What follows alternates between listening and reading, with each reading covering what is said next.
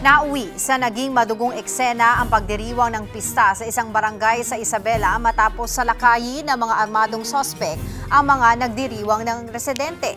Para bigyan ng mukha ang balita, Mobile Journal, Kayla Makantan.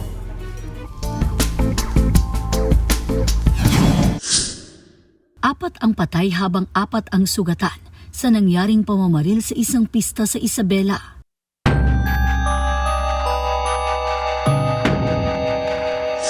Mag-aalas 8 ng gabi nitong ika-25 ng Mayo, abalang nagdiriwang ang mga tao ng pista sa barangay San Rafael Abajo sa bayan ng Santo Tomas. Maya-maya, bigla na lang umalingaw-ngaw ang sunod-sunod na putok ng baril.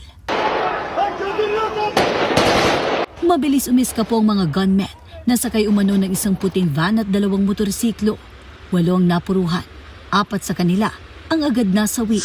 Kabilang sina Police Corporal Frederick Bautista, Barangay Kulunguan Chairman Jimmy Paiste Jr., magsasakang si alias Den at alias Marlo. Naitakbo naman agad sa ospital ang mga sugatan na sina Police Master Sergeant Jason Asherto, alias March, alias Lars, at isang 17 anyos na babae.